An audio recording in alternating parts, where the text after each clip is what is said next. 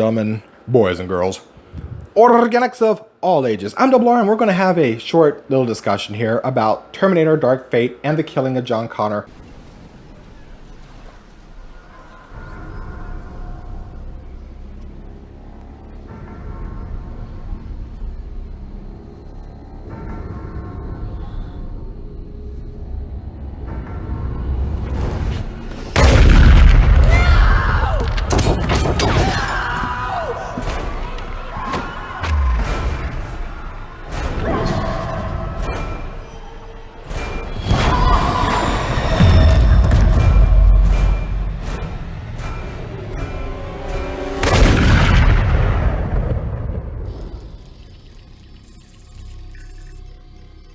And why so many people have a problem with it. Let me explain what I mean on a basic level.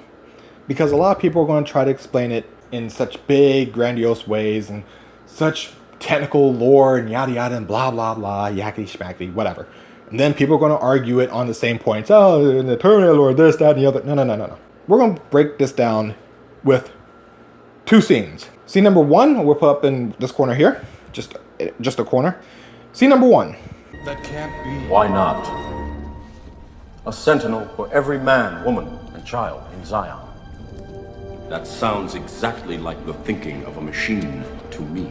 Okay, let me explain scene number one and its importance of this conversation. One machine, one target. Terminator 1, one machine goes back in time to deal with one target, Sarah Connor. Terminator 2, one machine goes back in time to deal with one target, John Connor.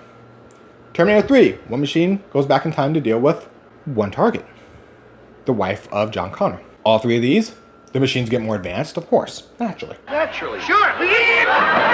Because you're putting it in different points in time, so you're going to offset the logical, technological advances of that time. You just want to make sure you're ahead. Makes sense. Okay. Logic holds. It confirms. It goes with this first video with Morpheus. It holds water. Let me bring up the second scene real quick. If you have a time machine, why not just go back and kill Austin Powers when he's sitting on the crapper or something? How about no, Scott, okay? The second scene from Scott Evil in the movie Austin Powers is pretty much Terminator Dark Fate. It decided, hey, we're just going to spam send T-800s after we sent a T-1000, because on the off chance the T-1000, a more advanced model, fails, we're going to go back to an older model, and we're just going to spam the daylights out of that at different points in time to make sure we kill John Connor. We're going to have a conga line of T-800s, because Sarah Connor in the movie keeps killing T-800s to get better at it, to be more efficient. A Terminator, if you will. Here's the problem with that. If Skynet is using that logic against John Connor for Dark Fate, if that's the logic they are using, alright? They're using the Scott Evil logic. They're going back in time, and they're going to spam him until they get him when he's most susceptible to being attacked. Why wouldn't they do that with Sarah Connor? No. It's a change of tactic, which means, logically speaking, Skynet would have adjusted this new tactic to Sarah. Because they have an idea of when John Connor is born. They have an idea of when Sarah Connor would be pregnant. Unless, of course, Skynet doesn't know how long it takes for a human pregnancy to go through the system or the cycle. Then we can argue technicalities.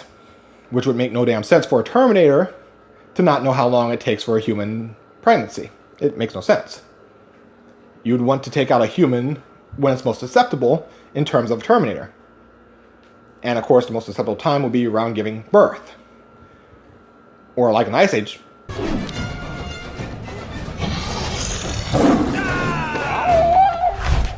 Yeah, Ice Age kind of points that out. So why wouldn't they do the same? Send a Terminator into a location about the spot where she would give birth to John Connor. And just have a Terminator wait. Especially if it happens to be a hospital. If they have records of John Connor being born at a hospital, if they have information about John Connor being born in a hospital, why wouldn't why wouldn't Skynet send one Terminator back there, have it lay in wait? I mean, it did the same thing in Dark Fate, didn't it? A Terminator is in the location, just waiting. So why wouldn't they do that to Sarah Connor? Oh no, She's having a baby. Oh no, she's going into labor pains. Oh, she's screaming up a storm. Oh. Hello. I am Dr. Killjoy? Killjoy. I am Dr. Killjoy. Are you Sarah Connor? Oh my god, it's the Terminator! Correct. Lay waste. Everything in the room dead. And walk out. Done. Sarah Connor, terminated. John Connor, terminated. Didn't even make it to day 2 of his life. Just saying. Machine logic, that would have been it. Boom, boom, boom. Or in short... Well done! Indeed, splendid! So which is it, ladies and gentlemen? Do we have the Morpheus logic? That can't be. Why not? A sentinel for every man, woman, and child in Zion. That sounds exactly like the thinking of a machine to me. Or do we have the Scott Evil logic? If you have a time machine, why not just go back and kill Austin Powers when he's sitting on the crapper or something? How about no, Scott, okay? Which way is Skynet going? Because even if Skynet switched over from Morpheus logic to Scott Evil logic, even if they switched over, they would have targeted Sarah first, knowing that she still had to give birth to John Connor. Unless, of course, the clock is always running in San Dimas. That could be a problem. And that could explain a few things. But if you have time travel to go back in time in the first damn place, there's not exactly a clock of San Dimas to worry about.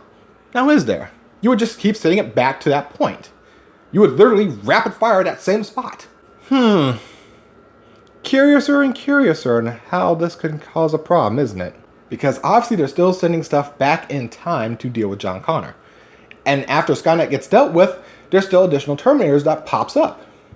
So that means they already had things sent, which means you could keep sending stuff back. You see the problem, right? And we know they can keep sending stuff back because they, again, this is why people say you've destroyed the lore in Terminator. If the clock is always running in San Dimas, and you can't send anything back further beyond a certain point, Terminator 3 disproves it. Terminator 3 goes, hey, we're the new clock of San Dimas. This is the time right here. The wife of John Connor being targeted. This is the new clock of San Dimas. If Dark Fate sent anything before this point in time, the clock of San Dimas logic is terminated. Which leads us back to, is it the Morpheus logic? Or is it the Scott Evil logic? And if it got shifted over to the Scott Evil logic, they would have targeted Sarah Connor. And they would have targeted her during her pregnancy. And that, ladies and gentlemen, is why it screws up the lore across the board with logical reasoning. Not just effing with Terminator sensibilities, not messing with all the Terminator lores, and not going through all the comics, and not going through all the books, and all the reasons this could happen. No. That's just basic logic. Because that's how machines would work. Machines would go on the basic level. Kill Sarah Connor to kill John Connor. How do we know they think this way? Terminator 1 established that. The reason why they sent back the Terminator, the T-800, in the first place was to kill Sarah Connor so John Connor would not exist. So if they switched their mentality, they would have kept going after Sarah Connor all through her pregnancy to ensure John Connor did not exist. Now we can go through all the ripples of time, and if John Connor didn't exist, they wouldn't send him back in the first place and all that bullshit. Whatever. Not worried about that. Just staying to point. That's why the lore is fucked. That all said, I'm Double R. I'm out. I've proven why y'all destroyed the lore in Terminator and why people are upset on a basic level. Now, if y'all want to have your technical discussions, y'all go have your technical discussions. I just broke down the basic reasoning on why it destroyed the lore. That's it. So, I'm out. Have a good day. And, yeah, later.